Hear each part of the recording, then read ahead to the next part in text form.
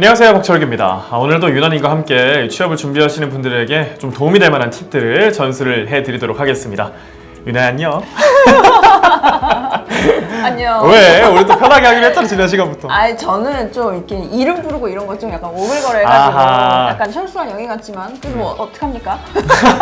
아 자꾸 존댓말하게 되네. 그러니까. 알겠어. 응. 그래, 이제 좀 익숙해져야지. 이 컨셉을 지난번에 한번 해보고 굉장히 주변에서 반응이 좋았어. 그렇기 때문에 아무나 한 걸로 알고 있는데. 올라갔어. 알았어. 자, 이제부터는 또 취준생 분들을 위해서 또 여러 가지 팁을 전수할 텐데 오늘은 주제가 뭐야? 오늘도 좀 어디로 취업해야 될지 모르겠는 그런 친구들이 또 많이 있잖아. 그래서 그런 친구들을 위해서 이 설립 목적이 다른 기업에 대해서 좀 얘기를 해볼까 싶어. 설립 목적, 뭐 공기업, 사기업 이런 건가?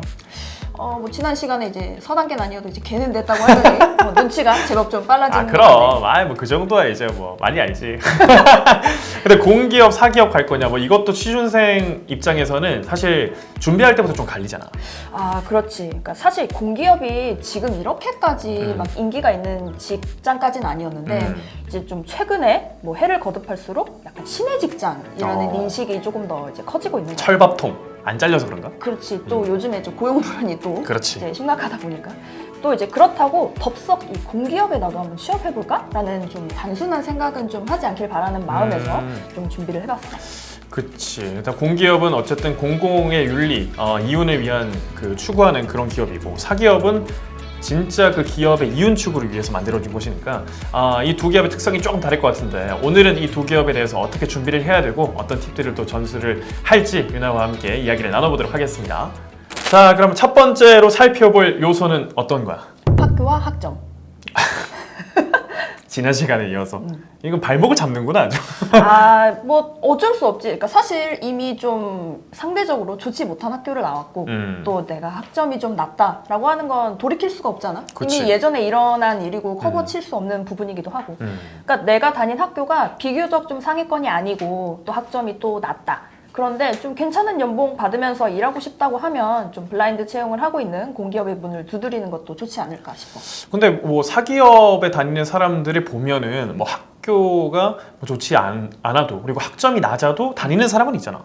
뭐 그렇지. 근데 이제 사기업은 지난 시간에도 얘기했지만 그 학교와 학점을 여전히 본다는 게 현실이라는 거지. 여러분 봅니다. 학교와 학점 아직 사기업은 봅니다. 그리고 이제 어떤 그 사기업 공채에서는 보면 여전히 학력의 제한을 사실은 두고 있어.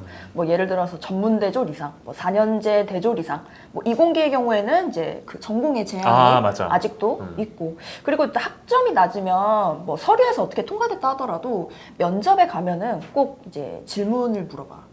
뭐 학점이 왜 낮은가? 무엇을 했는가 학점이 낮은데? 이런 걸 물어본단 말이지. 학점이 낮은 건 공부를 안 해서지. 그걸 대답할 이유가 있나 뭐. 그치. 그러니까 뭐 물론 이제 학교와 학점 공격에 내가 사실 충분한 대답을 할 수 있으면 뭐 문제될 건 없다고 생각해. 뭐 예를 들어서 공부에 소홀히 한 건 맞은데 정말 솔직하게 당시에 내가 뭐 이제 가정 사정이 좋지 못해서 뭐 일을 조금 더 할 수밖에 없는 상황이었다든지 그런 이와 같은 이런 정당한 사유를 얘기할 수 있으면 되는데 근데 그냥 공부를 안 하는 것도 있잖아. 그러니까 어쨌든 공격을 받잖아. 그치. 공격을 받게 되니까 내가 이런 공격에 좀 방어할 자신이 없다. 그리고 이런 공격받는 자체가 너무 싫다. 이렇다고 하면은 이 학교와 학점을 문제 삼지 않는 공공기관, 공기업을 이제 한번 선택을 해볼 만하지. 그렇군. 아직은 뭐 사기업의 블라인드 채용이 뭐 완전히 도입된 게 또 의무가 아니기 때문에 이런 점은 좀 안타깝긴 합니다만 비교적 뭐 학력이 좀 부족하고 학점이 부족하다면 공기업을 도전해보는 건 어떨까 싶습니다. 자, 그럼 두 번째로 넘어갈 텐데 두 번째는 어떤 거야? 나이? 학교, 학력, 그 다음 나이야? 다 걸리는구만 아주 그냥. 그치. 그러니까 위에서 우리가 이제 앞서 말한 학력이랑 좀 비슷한 맥락인데 아무래도 예전에 비해서 좀 우리나라의 그 직장 문화가 좀 수평적이다라는 이야기가 많이 들려오고 있기는 한데 신입사원이 들어왔는데 좀 사수보다 나이가 많으면 좀 꺼려지는 건 아직은 좀 어쩔 수 없는 것 같아. 근데 그거는 조금 나도 그래. 나 회사 입사를 했는데 선임이 나보다 나이가 좀 적고 음. 그리고 나 같은 경우는 이제 뭐 이직이 좀 잦은 업종이다 보니까 이직을 했는데 만약에 위에 사람이 나보다 경력이 낮는데 회사는 일찍 들어왔어. 이러면 약간 좀 관계가 애매해지거든. 그치, 그러니까 이 애매한 거가 그래서 대놓고는 또 지적을 못하지만 맞아. 이 뒤에서 이게 꽁냥꽁냥 이게 또 좀 별로거든. 그러니까 이제 나이 어린 상사가 있는데 괜찮겠냐? 또 본인보다 나이 어린 사람이 선배면 어떡하겠느냐라는 질문을 또 면접에서 한단 말이야. 면접에서 받는구나. 자플레이 데이터에도 이제 내가 확인한 음. 나름 그 사실적인 질문들. 그래? 이야. 그러면 이제 보통 뭐 나이 커트라인 이런 게 좀 있잖아. 뭐 사기업이나 이런 데 가면은 뭐 어느 정도 나이가 되면은 이제 안 뽑는다. 조금 부담스럽다. 이런 나이가 지금 정해져 있나? 그치. 요 이제 화면을 보면 이 대졸 신입사원 나이가 그 지난 20년간 한 6살 가량 좀 높아진 것으로 평균적으로 조사가 됐어. 그래서 예전에는 사실 운전면허증만 있어도 취업할 수 있다고 하더라고. 뭐 한 20, 30년 전에 그치. 근데 이제 지금은 이제 취업 자체가 너무 어려우니까 그 대학 졸업을 유예하는 친구들도 많고 또 거기에 이제 구직을 준비하는 기간이 이제 늘어나니까 어쩔 수 없이 이 신입사원의 입사 나이도 좀 이렇게 늘어난 게 아닌가 싶어. 그렇지. 이게 뭐 학점이나 이게 학교만으로는 안 되고 이제 뭐 스펙도 쌓아야 되고 뭐 어학연수도 다녀와야 되고 이렇게 하다 보니까 점점 연령이 높아지는 것 같은데 2016년에 남녀 입사 마지노선으로 인사 담당자가 남자는 평균적으로 한 32.3세 그리고 여자는 평균적으로 30.1세라고 하는데 이 나이 언저리거나 이 나이보다 높으면은 이 무조건 면접 질문에서 나이 얘기가 나올 수밖에 없겠다. 그렇지. 그래서 좀 뭐 이러저러한 이유로 취업 준비를 하고 있는데 좀 이 시기를 좀 놓친 사람들도 또 있단 말이야. 그래서 나이는 먹어가고 그래도 이제 취업을 해야겠다고 하면은 또 역시 비교적 나이에 대한 편견을 갖고 있지 않는 공기업에 좀 취업을 하는 것도 좋지 않을까 싶어. 맞아. 그 내 동생도 이번에 취업을 했는데 취업하기 전에 공기업에 지원을 했단 말이야. 근데 거기 가니까 아버지의 직장 후배가 대리님이신데 거기에 또 면접을 같이 보러 왔더라고. 그만큼 이제 나이에 대해서는 좀 공기업 입장에서는 블라인드 채용을 하다 보니까 고려하지 않으니 나이에 대해서 조금 뭐 걸린다라고 생각하시는 분은 공기업 지원해 본 것도 좀 나쁘지 않다. 뭐 이런 생각이 듭니다. 자, 그럼 세 번째는 뭐야? 공기업의 지방 이전. 지방 이전. 나는 사실 지방 살아서 별 개의치 않을 것 같은데 수도권에서 지금 준비하시는 분들 입장에서는 나는 서울이 좋다, 경기도가 좋다 하면은 조금 지방으로 가기 좀 꺼려질 수도 있겠다. 그치. 그럼 지방 이전 같은 경우에는 근데 뭐 왜 지금 시행이 되고 있는 거야? 그러니까 공기업이 포함된 이제 공공기관 지방 이전은 이제 수도권 과밀화에 따른 이제 문제를 해소하고 국가 균형 발전을 위해 추진하고 있는 정책인데 이제 지도를 보면 굉장히 비교적 골고루 분포되어 있잖아. 그러니까 이게 2014년에 94개, 2015년에 36개, 2016년에 9개, 2017년에 8개, 2018년, 2019년 각각 3개씩 이렇게 이전을 해서 지금까지 총 153개의 기관이 이제 지방 쪽으로 골고루 이전을 했고 이 이전 기관에 근무하는 직원이 약 5만 2천여 명 정도가 됐거든. 그러니까 사실은 굉장히 많은 사람들이 공공기관 지방 이전 정책에 따라서 지방으로 이제 많이 내려가게 된 거지. 이게 사기업을 막 옮기라고 할 수는 없으니까 이제 공기업을 좀 옮기면서 지역의 균형적인 좀 발전을 위해서 지금 노력을 하는 거구나. 나도 예전에 원주에서 있을 때 원주 거기가 이제 혁신도시라 그래서 맞아. 거기 공공기관들이 엄청 많았거든. 맞아. 근데 내가 원주에 살았을 때는 진짜 강원도에 아무런 연고가 없는데 혼자 사니까 너무 외롭더라고. 근데 이게 뭐 공기업을 쓰시는 분들은 이런 거를 고려를 안 할 수가 없을 것 같아. 그렇지. 그러니까 왜냐하면 이제 수도권에 있는 공기업에 대해 지원을 했어. 근데 혹시라도 이제 지방 이전의 대상이 되는 공공기관이어서 지방으로 내려간다고 하면은 이거는 정말 좀 충분하게 내 삶의 어떤 터전이 그치. 아예 바뀌는 거니까 좀 생각을 해둘 필요가 있을 것 같아요. 그러면 지금 옮긴 공공기업 말고 지금 수도권에 있는 공기업 중에서도 또 이전 계획이 있어? 가능성이 있어. 왜냐하면 최근에 국회에서 공공기관 2차 지방 이전에 대한 논의가 좀 시작이 됐거든. 또 국가균형발전 특별법 일부 개정 법률안을 또 발의가 됐는데 이 뭐냐면 공공기관 신설할 때 국가균형발전위원회의 심의 의결을 거쳐야 되고 이게 또 중요해. 매년 지정된 공공기관이 이전 대상 공공기관에 해당하는지 재검토를 해야 한다는 내용을 좀 담고 있어. 또 6월 1일 알리오 공시 기준으로 지금 이제 3개의 공공기관이 있는데 이 중에서 약 43%인 156개의 공공기관이 아직은 수도권에 남아있거든.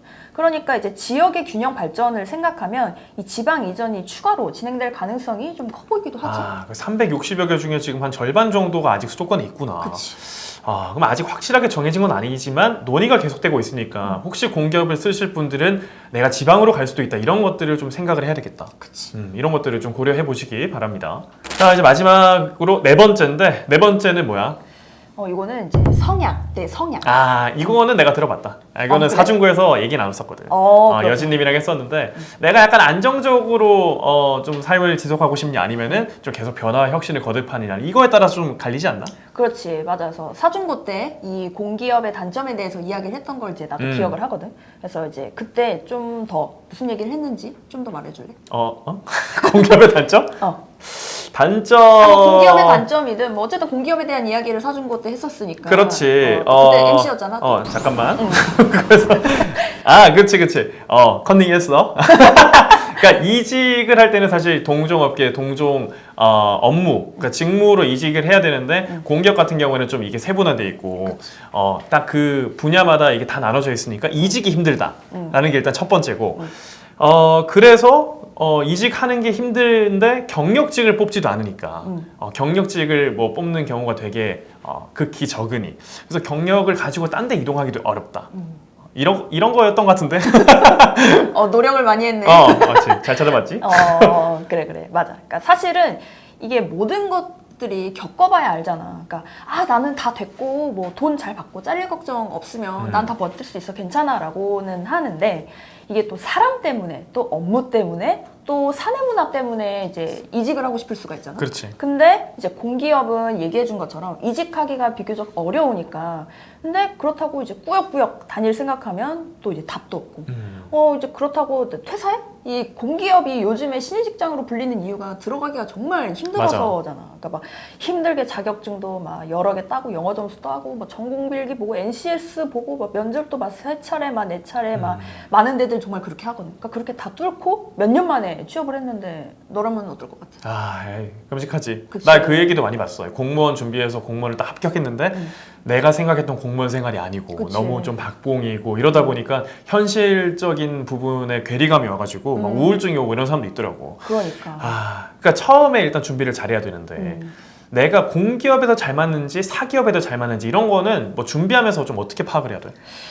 변화지향적인 사람이냐 아니면 안정적인 사람이냐 요 두 가지만이라도 좀 놓고 난 비교를 좀 해봤으면 좋겠어. 근데 이게 내가 전에도 얘기를 했지만 알고는 있거든. 근데 이게 좀 구분하기가 애매해. 뭐 MBTI 봐야 돼? 그러면 내가 조금 더 구체적으로 예시를 한번 들어줄게. 그러니까 맨날 똑같고 고정적인 게 싫은 사람, 또 한 직장에 10년, 20년 이상 다니기 힘들 것 같은 사람이야. 아니면 새로운 걸 만들어내는 것보다 이제 기존 체계에 따라서 일하는 것이 편한 사람이냐. 그러니까 이렇게 보면은 좀 비교하기가 쉽네. 뭐 앞에 거 같은 경우에는 이제 사기업, 내가 계속 변화 혁신을 거듭하는 사람, 그리고 좀 안정적이고 원하는 사람은 공기업을 가고 이런 식으로. 그러니까 나 같은 경우는 뭐 맨날 그러니까 사실 나는 새로운 걸 만들어내는 거를 비교적 좀 이렇게 어려워하는데 근데 나는 한 직장에 10년, 20년 이상 다니기 힘들 것 같은 사람 이것만 보고도 나는 그래도 계속 사기업에 다녀야겠다. 그래? 이런 생각을 했거든. 왜냐면 공기업 다니시는 분들은 진짜 이직을 안 하고 10년, 20년 정말 다니고 그렇지. 계시거든. 이거를 한 직장에 계속 오랫동안 쭉 다니는 거 이거는 정말 진지하게 좀 고려를 해봤으면 좋겠어. 사실 비슷한 업무를 뭐 적어도 30년을 해야 되는 거잖아. 그렇지. 근데 나는 이거 괜찮다. 나는 여기서는 일을 하고 뭐 이렇게 하는 사람들은 공기업을 지원하시면 되고 그치. 내가 일을 하면서 뭔가 성취감도 느끼고 더 도전하고 싶고 이런 사람들은 이제 사기업에 지원을 하라. 뭐 이런 얘기인데 그치. 사실 뭐 사기업에도 요새는 뭐 문화 같은 걸 보면은 칼퇴하는 문화도 있고 공기업 인재상에도 창의가 있고 이런 게 약간 좀 섞이다 보니까 뭐 서로 원하는 인재가 좀 겹칠 수는 있는데 그래도 어쨌든 사기업은 조금은 더 진보적이고 공기업은 조금 더 보수적이라는 거 이런 것들을 잘 체크하셔서 지원하실 때 참고하시면 좋겠네요. 이렇게 오늘은 좀 공기업과 사기업에 대해서 좀 여러 가지 팁들을 알아봤는데 뭐 대학만 가면 다 끝나는 게 아닙니다. 취업했다고 끝나는 거냐? 아니다. 아니다. 정말 아니다. 정말 아니다. 비교적 사회생활을 좀 하고 있는 우리 이제 서른의 이제 언니 오빠들, 형 누나들이 얘기해주지만 취업했다고 절대 끝나는 거 아니다. 그래, 취업이 인생의 또 끝이 아니야. 또 다른 고난의 시작일 뿐이야. 그럼. 근데 이게 그만큼 취업도 어려운데 이게 또 다른 시작이니까 어쨌든 시작이 반이라는 말 있잖아. 그럼. 그러니까 시작을 잘해야 되니 오늘 이 말을 했던 이 공기업과 사기업 준비를 할 때 어떻게 해야 되는가 이런 것들을 잘 참고하셔가지고 여러분들의 첫 선택이 좀 성공적으로 출발이 되었으면 좋겠습니다. 그렇죠. 그러니까 모든 가능성을 열어두자고 사기업과 공기업을 동시에 준비하는 건 굉장히 쉽지가 않습니다. 일단은 채용 절차라든지 그리고 또 공부해야 되는 어떤 영역이나 어떤 시험, 자격증도 사실은 굉장히 다른 부분들이고 우리가 자격증 하나만 딸라 공부하는데 뭐 몇 주 걸리는 거 맞아, 아니잖아요. 맞아. 한 달도 아닙니다. 몇 달은 걸리죠. 그리고 이때 또 공기업에서는 그 한글 문서를 쓰는데 사기업에서는 한글을 잘 안 써요. 그러니까 이렇게 쓰는 프로그램부터 다른데 뭐 문화가 차이가 있는 건 오죽하겠습니까? 그러니까 이 자신의 가치관도 내가 그 지원 기업을 선택할 때 좀 반드시 고려를 좀 해주셨으면 합니다. 그러니까 공기업이 좋은가 사기업이 좋은가 이런 걸 따졌을 때 정답은 없지. 그럼. 정답은 없지만 앞에서 말씀드린 여러 가지 요건과 팁을 통해서 나에게 어떤 게 더 잘 맞는가 이런 거를 잘 생각하시고 선택을 잘 하셨으면 좋겠습니다. 이렇게 오늘은 또 공기업과 사기업에 대해서 얘기를 나눠봤는데 여러분들의 성공적인 취업을 위해서 저희는 또 다음 팁을 준비하면서 다음 시간에 뵙도록 할게요. 인사드릴까? 여러분 안녕!